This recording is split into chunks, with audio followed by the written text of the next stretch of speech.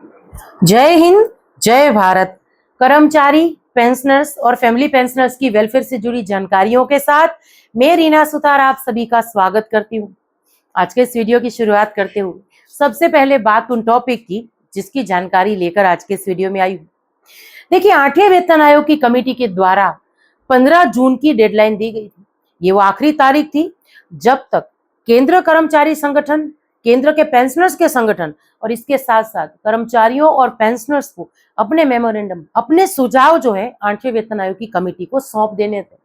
अब इसी बीच देखिए 15 जून तो बीत चुकी है, लेकिन एक नई रिपोर्ट हमारे सामने आई है जहां फिटमेंट फैक्टर के तौर पर एक नई अपडेट मिली है। तो चलिए आज के इस वीडियो में विस्तार से इसके बारे में बात करते हैं। इसके साथ साथ कुछ कमेंट्स आज के इस वीडियो में मैंने शामिल किए हैं जिनके माध्यम से हमारे पेंशनर्स और फैमिली पेंशनर्स ने अपनी पेंशन संबंधी समस्याओं को शेयर किया है। तो चलिए इसी जानकारी के लिए आज के इस वीडियो में आगे बढ़ते हुए आप सभी से निवेदन है कि वीडियो में अंत तक बने रहिएगा। इस चैनल के माध्यम से दी गई जानकारी अगर आप सभी लोगों के लिए यूजफुल रह रही है तो लाइक और शेयर कर दीजिएगा। इस वीडियो को हाइप करके हर एक कर्मचारी पेंशनर्स तक वीडियो को जरूर से पहुंचाइएगा। आप चाहें तो चैनल को ज्वाइन कर सकते हैं, लेकिन अगर अभी तक सब्सक्राइब नहीं किया है जल्दी से पहले चैनल को सब्सक्राइब कर दीजिए, नोटिफिकेशन ऑन रखिए, फिर वीडियो को देखना कंटिन्यू करिए। तो इसी के साथ आज के इस वीडियो की शुरुआत कुछ कमेंट्स के साथ करते हैं। देखिए, सबसे पहला कमेंट है, यहाँ एक लिख रहे हैं कि नमस्ते मैम, मैं एक दिव्यांग हूँ। मैंने फैमिली पेंशनर्स लेता हूँ और मैं जो है बेड में हूँ, पलंग में रहता हूँ और मेरी जो वाइफ है वो मेरी पूरी तरीके से सेवा करती हैं, यानी इनकी देख रेख जो है इनकी वाइफ कर रही है। अब ये लिख रहे हैं आगे कि उसी में सब कुछ चल रहा है। अब उनकी अगर मेरे बाद कुछ हो सकता है क्या, उनका विधवा बहू का पेंशन जो है उसके लिए नियम क्या है? यानी ये कहना चाहते हैं कि मैं एक डिसेबल्ड हूँ, दिव्यांग हूँ, यानी उनके पिताजी का पेंशन उनको मिल रहा है और उनके बाद उनकी वाइफ के लिए यहाँ पर ये पूछ रहे हैं पेंशन के नियम को लेकर। तो देखिए, अगर आप रेगुलर वीडियो देख रहे हैं तो आपको मेरे इस चैनल के माध्यम से इसकी जानकारी मिल गई होगी कि अभी एनसीजेसीएम स्टाफ साइड के साथ कैबिनेट सचिव की जो एक मीटिंग हुई थी, जो 49वीं मीटिंग थी, और अपने आप में ये मीटिंग बेहतरीन रही थी, बेहद ही खास रही थी। किस वजह से? देखिए, सबसे पहले यहाँ पर जो मांगे थी एनसीजेसीएम स्टाफ साइड की कि फैमिली पेंशनर्स की पेंशन 100% होनी चाहिए, उसको लेकर आश्वासन मिला था। साथ ही में और दूसरी भी मांगे थी, लेकिन इसके साथ साथ एक बहुत बड़ी मांग थी जिसके लिए सरकार की तरफ से आश्वासन मिला है, और वो है विधवा बहू को पेंशन फॉरवर्ड करना। यानी जो आप अभी कह रहे हैं कि आपके बाद आपकी पत्नी को पेंशन मिले, अब ये जो प्रक्रिया है, ये इसके लिए जो नियम बनाए जाने वाले हैं उसको वो विचाराधीन है केंद्र सरकार के पास। जल्दी ही इसको लेकर खुशखबरी मैं इस चैनल के माध्यम से जरूर से शेयर करूंगी। और मुझे नहीं लगता कि सिर्फ इस चैनल के अलावा आपको ये जानकारी किसी भी और चैनल पर मिली होगी। उस मीटिंग की सारी अपडेट मैंने शेयर की थी, आप चाहें तो मेरे चैनल पर जाकर उस वीडियो को देख सकते हैं। उसमें डिटेल में मैंने बात की थी। सरकार की तरफ से आश्वासन मिला है कि विधवा बहुओं को भी उनके ससुर की पेंशन जो है फॉरवर्ड कर सकते हैं। तो आने वाले दिनों में इसको लेकर नियम बनाए जाएंगे, तो उसकी जानकारी इस चैनल के माध्यम से मैं जरूर से शेयर कर दूंगी। चलिए अगला कमेंट देख लेते हैं। एक लिख रहे हैं कि गुड डे, और साथ में आगे ये लिख रहे हैं कि मैम एक वीडियो आया जिसमें ये कहा गया है कि 80 साल वाले जो पेंशनर्स हैं, जिनकी एज 80 साल है, उनको 2000 रुपए क्रेडिट हो रहे हैं। वो जानकारी जो है मैम, वो सभी चैनल वो जो है उनमें आ रही है। अब ये सही है या गलत है?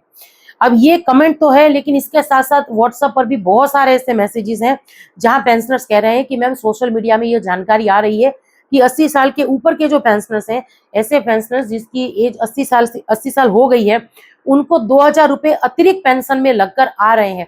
अब इस बात में कितनी सच्चाई है? देखिए, इस बात में कोई भी सच्चाई नहीं है। केंद्र सरकार के द्वारा या पेंशन डिपार्टमेंट के द्वारा इसको लेकर कोई भी लेटर अभी तक हमारे ध्यान में नहीं आया है। अब जब तक कोई ऑफिशियल लेटर, ऑफिशियल मेमोरेंडम नहीं मिलता, तभी तक इसके बारे में बात हम नहीं कर सकते हैं। लेकिन क्योंकि ऐसी कोई भी जानकारी हमें नहीं मिली है, तो हम यही कह रहे हैं कि देखिए, ये बात बिल्कुल गलत है कि 80 साल के ऊपर के जो पेंशनर्स हैं उनको 2000 रुपए अतिरिक्त उनकी पेंशन में लगकर आ रहे हैं। जो ये जानकारी सोशल मीडिया के माध्यम से फैलाई जा रही है, ये बिल्कुल ही गलत है। चलिए अगला कमेंट है। एक लिख रहे हैं कि मैडम जी राम राम, मैं सीआरपीएफ में हूँ, क्या 30/11/2026 को पेंशन आने से 8 CPC का बेनिफिट मिलेगा। मैं 8 जुलाई 2000 को भर्ती हुआ हूँ। प्लीज मैंने आपको इसके पहले भी बहुत SMS किए थे, यानी मैसेज कमेंट वगैरह किए थे, इसलिए जरूर से जानकारी दीजिए। सर पहली बात तो मैं सॉरी कहती हूँ कि आपका कमेंट्स बहुत देर से हमारे सामने आया, और जैसे मैं हमेशा कहती रहती हूँ कि वीडियो जो लेटेस्ट वीडियो होता है उस पर कमेंट करिए, ताकि वो कमेंट्स हमारे सामने जल्दी से आ जाए। तो आपका जवाब मिलने में जो आपको देरी हुई उसके लिए हम माफी चाहते हैं। लेकिन आप जो यहाँ पूछ रहे हैं कि आप 30/11/2026 को पेंशन आना चाहते हैं और 8वें वेतन आयोग को बेनिफिट मिलेगा या नहीं, तो बिल्कुल मिलेगा, क्योंकि जैसे आप लिख रहे हैं 30/11/2026, अब 8वें वेतन आयोग को लागू करने की जो तिथि है उसको 1 जनवरी 2026 से मानी जाए, इसलिए संगठन भी प्रयास कर रहे हैं। तो आपकी जो ग्रेजुएटी वगैरह का जो भी कैलकुलेशन होगा, या जो भी दूसरे बेनिफिट्स वगैरह का कैलकुलेट होगा, वो 8वें वेतन आयोग के तहत ही होगा। आप रिटायरमेंट आ भी जाएंगे तो उसके बाद भी जो भी डिफरेंस वगैरह होगा वो आपके खातों में क्रेडिट होगा। आपको भी इसको लेकर थोड़ा सा अवेयर रहना पड़ेगा, पर बिल्कुल आपको 8वें वेतन आयोग का लाभ जरूर से मिलेगा। चलिए अगला कमेंट है, एक लिख रहे हैं कि मैम इनसे सामान कैसे ले सकते हैं घर के लिए, कोई भी कांटेक्ट नंबर हो तो बताइए इनका प्लीज, और एड्रेस भी मैम जो अगर है तो ईमेल वगैरह वो भी आप कर सकते हैं, फोन नंबर भी शेयर करिएगा। देखिए सर मैं अपने फोन नंबर शेयर कर देती हूँ, 9157075843, ये मेरे फोन नंबर है, आप मुझे कांटेक्ट करिए, मैं आपको इसके लिए जरूर से गाइड करूंगी। आप ये वेंकटेश्वरा की जो आइटम सारे थे उसके लिए जो मैंने वीडियो बनाया था उसमें मुझे कमेंट्स आया था, तो आप इनके प्रोडक्ट्स जो है डायरेक्ट अमेजोन से भी खरीद सकते हैं, या इन प्रोडक्ट्स की जानकारी चाहते हैं तो मुझे भी कॉल कर सकते हैं। और जैसे कि मैंने कहा कि अभी मैं वेंकटेश्वरा जो एक सहकारी संस्था है इनसे जुड़ी हूँ, जो हमारे एक सर्विसमैन जो खुद ब्लैक कैट कमांडो थे, अमित शाह जी की सुरक्षा में भी रहे, उन्होंने ये सहकारी संस्था शुरू की है, जो ना सिर्फ हमारे भूतपूर्व सैनिक बल्कि हमारे जो किसान हैं उनके लिए और आम सिविलियन के लिए भी बेहतरीन से बेहतरीन काम कर रही है। अब आप कहेंगे कि जो भूतपूर्व सैनिक है या जो डिपेंडेंट है या हमारी जो फैमिली पेंशनर्स है, इनको तो रोजगार दे ही रहे हैं, किसानों को इनके इन संस्था के साथ जुड़कर ये फायदा हो रहा है कि अच्छा प्रशिक्षण मिल रहा है, जैविक खेती की तरफ उनको ले जा रहे हैं, छोटी सी ही जमीन है तो भी उससे कैसे बेहतर फसल उपजा सकते हैं इसके बारे में प्रशिक्षण दे रहे हैं, सबके बच्चों को फ्री शिक्षा दे रहे हैं। आर्मी एयरफोर्स नेवी में जाना है, पुलिस में जाना है तो रिटर्न ट्रेनिंग हो, फिजिकल ट्रेनिंग हो, ये फ्री मुहैया करवा रहे हैं, रहने खाने पीने की व्यवस्था सारी फ्री है। लेकिन सिविलियन को कैसे फायदा हो रहा है? अब देखिए सिविलियन ये इस संस्था से जुड़े तो उसको कैसे फायदा होता है, चाहे आप रेलवे में थे, चाहे सेंट्रल गवर्नमेंट के अन्य विभागों में थे, चाहे कोई मेरी फैमिली पेंशनर्स इस बात को सुन रही है तो बहुत ध्यान से सुनिए। देखिए आप इस संस्था से जुड़ सकते हैं, आप इस संस्था का सदस्य बन सकते हैं। संस्था का सदस्य बनने के बाद आपको क्या फायदा होगा, जो भी ये संस्था के प्रोडक्ट है, वेंकटेश्वरा के जो भी प्रोडक्ट्स है, जैसे अगरबत्ती है जो प्योर गाय के गोबर से बनती है, गौमूत्र को मिलाकर ये अगरबत्ती बनती है जो घर की नेगेटिविटी को दूर करती है।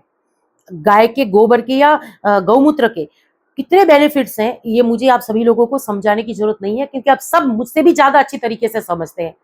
तो जो गोबर से बनी हुई अगरबत्ती जो है वो बेहतरीन है इनकी। इसके साथ साथ जो भी प्रोडक्ट है, चाहे मसाले हो, इनकी हल्दी ऑर्गेनिक तरीके से उगाई जाती है, जो मालेगांव में इनका प्लांट है, खेत वगैरह है, वहां की इनकी हल्दी होती है जो ऑर्गेनिक तरीके से उगाई गई है, शरीर के लिए बेहतरीन है, हार्ट अटैक को रोकने में मदद करती है, और भी उसके सारे बेनिफिट्स हैं। तो आप वेंकटेश्वरा के मसाले यूज कर सकते हैं, काजू बादाम पिस्ता के इनके खुद के अपने प्लांट, काजू का तो प्लांट भी है और बादाम भी है, पिस्ता भी है, बहुत सारे और भी प्रोडक्ट हैं, दालें हैं जो ऑर्गेनिक हैं। तो ऑर्गेनिक खाने से यानी देसी तरीके से उगाए गए खाने से, जैविक खातर से उगाए गए खाने से हमें जो आने वाले दिनों में हमारे शरीर में जैसे कैंसर हो रहा था, बीमारियां हो रही थी, उससे हमको निजात मिल रही है। आज पूरी दुनिया आयुर्वेदिक और जैविक खेतर या जैविक खेती जो है उसका महत्व समझने लगी है। आने वाली परेशानियों से बचने के लिए, अगर हमें कैंसर से भी बचना है तो भी हमें ऐसे खाना खाना चाहिए जो पूरी तरीके से देसी तरीके से उगाया गया हो, और वेंकटेश्वरा यही कर रहा है। आज किसानों को भी जैविक खेती की तरफ मोड़ रहा है। तो अगर कोई सिविलियन भी है तो भी इस संस्था का सदस्य बन सकता है। सिर्फ एक शेयर खरीद के, 1100 रुपए का एक शेयर खरीद के भी आप इस कंपनी के मालिक बन जाएंगे। फिर जैसे जैसे इस कंपनी का जो है बढ़ता जाएगा, इनका विस्तार होता जाएगा, वो आपको भी जो है उसका फायदा उस शेयर के माध्यम से मिलता जाएगा। दूसरी बात कि अगर कंपनी के सदस्य बन गए तो इनके जो भी प्रोडक्ट खरीदेंगे वो आपको डिस्काउंट रेट पर मिलेंगे, और साथ ही में जो इनका एथेनॉल प्लांट है वो इतने जल्दी बढ़ रहा है और इतने बेहतरीन स्तर पर इसका काम हो रहा है। अभी इनका तो प्लानिंग यही है कि माननीय प्रधानमंत्री जी के हाथों से इस प्लांट का उद्घाटन करवाएंगे, और कुछ इस तरीके से सारा ये प्लानिंग करके चल रहे हैं, किसानों के लिए भी बेहतरीन काम कर रहे हैं। तो ये कंपनी आने वाले दिनों में अभी भी बेहतरीन काम कर रही है, बहुत बड़ी कंपनी बन गई है, लेकिन आने वाले दिनों में भी ये कंपनी जो है बेहतरीन से बेहतरीन काम करके बहुत बड़ी बनने वाली है। तो अगर आप इसके सदस्य बन गए तो इसका लाभ फ्यूचर में आपको जरूर से मिलेगा। अगर जुड़ना चाहते हैं तो अभी कुछ देर पहले जो मैंने अपने व्हाट्सएप नंबर भी शेयर किए हैं, आप उसके माध्यम से मुझसे संपर्क कर सकते हैं। चलिए अब इसके साथ हम बात करते हैं 8वें वेतन आयोग का जो ऑफिशियल ब्लूप्रिंट है उसके बारे में। देखिए, सैलरी हाइक, फिटमेंट फैक्टर और एरियर की पूरी टाइमलाइन केंद्रीय कर्मचारियों और पेंशनर्स के लिए विशेष रिपोर्ट है ये। अब 15 जून की डेडलाइन खत्म हो चुकी है, जब आखिरी तारीख थी कि कर्मचारी संगठन के साथ साथ जो कर्मचारी या पेंशनर्स हैं वो अपने सुझाव कमेटी के सामने रख दे। उसके बाद ये रिपोर्ट अपने आप में बेहद ही मायने रखती है, क्योंकि सूत्रों के हवाले से यहाँ ये कहा जा रहा है कि फिटमेंट फैक्टर जो है वो कितना रह सकता है, उससे थोड़ा बहुत कम ज्यादा होगा, लेकिन ज्यादा कम होने की उम्मीद नहीं है। क्योंकि अभी क्या चल रहा है, 8वें वेतन आयोग की कमेटी क्या सोच रही है, सरकार में क्या चल रहा है, ये सारी चीजों को सोच समझ कर ही इस रिपोर्ट को तैयार किया गया है। देखिए, वेतन वृद्धि के प्रमुख अनुमानित आंकड़े, यहाँ फिटमेंट फैक्टर का एक नया आंकड़ा, ये सबसे सटीक है। इतना फिटमेंट फैक्टर रह सकता है 8वें वेतन आयोग में। और ये भी देखिए, 7वें वेतन आयोग से कुछ कम और कुछ ज्यादा को यहाँ पर कहा गया है। 2.64 से लेकर 2.86 तक का फिटमेंट फैक्टर जो है 8वें वेतन आयोग में रह सकता है। बेसिक सैलरी तय करने का मुख्य आधार ही ये है। अब न्यूनतम बेसिक सैलरी की अगर बात करें तो इस पे भी देखिए नए आंकड़े हमें देखने के लिए मिल रहे हैं। इस रिपोर्ट पर हम ज्यादा से ज्यादा विश्वास इसलिए कर सकते हैं क्योंकि ये गणना जो है एक्सपर्ट्स की राय लेकर की गई है।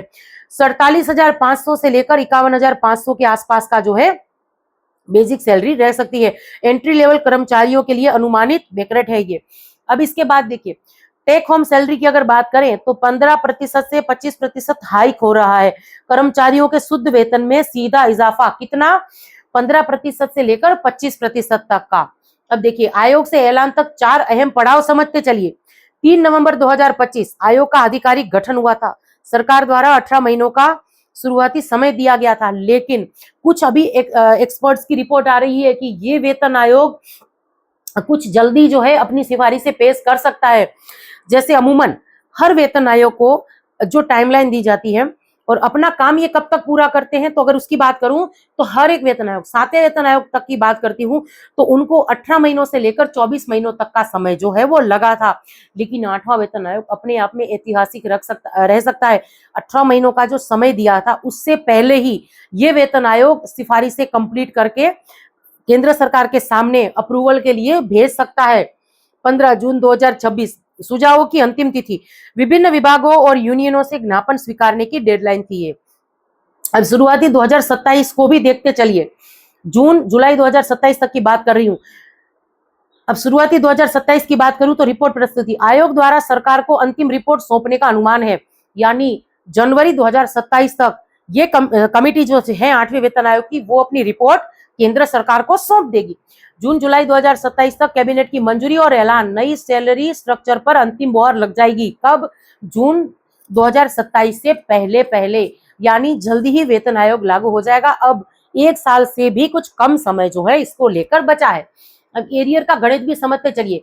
18 महीनों के अंतराल का क्या होगा, 1 जनवरी 2026 से प्रभावी स्थिति है ये 8वें वेतन आयोग की। एरियर अवधि, एरियर कितना बन रहा है 8वें वेतन आयोग में, अभी की इस रिपोर्ट को मानकर चले तो इन्होंने कहा है इस रिपोर्ट में कि जून जुलाई 2027 तक कैबिनेट की मोहर लग जाएगी। तो मतलब हम मानकर चलें कि जून जुलाई 2027 तक ये पैसा हमारे खातों में आ जाएगा, यानी बढ़ी हुई सैलरी या पेंशन आ जाएगी।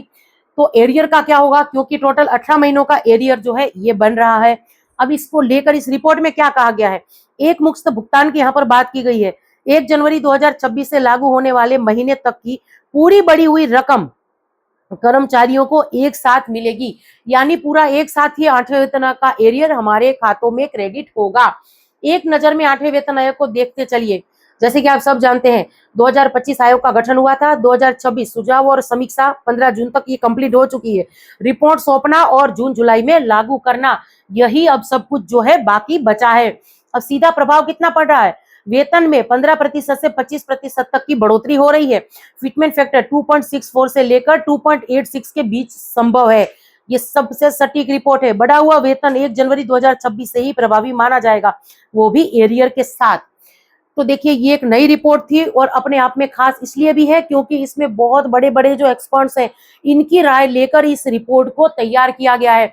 और यहाँ पर इस रिपोर्ट में जो कहा गया था कि फिटमेंट फैक्टर जो है वो 7वें वेतन आयोग से कुछ कम का अनुमान यहाँ लगाया गया है, लेकिन कुछ ज्यादा भी, यानी 2.86 तक इन्होंने यहाँ जो है अनुमान लगाया गया है। अब इससे नीचे जो है फिटमेंट फैक्टर संभव ही नहीं है, क्योंकि इससे नीचे फिटमेंट फैक्टर दिया 2.0 से नीचे यहाँ फिटमेंट फैक्टर दिया तो ये बिल्कुल कर्मचारियों और पेंशनर्स के साथ अन्याय होगा और 8वें वेतन आयोग में उनको कोई भी ज्यादा लाभ नहीं मिलेगा।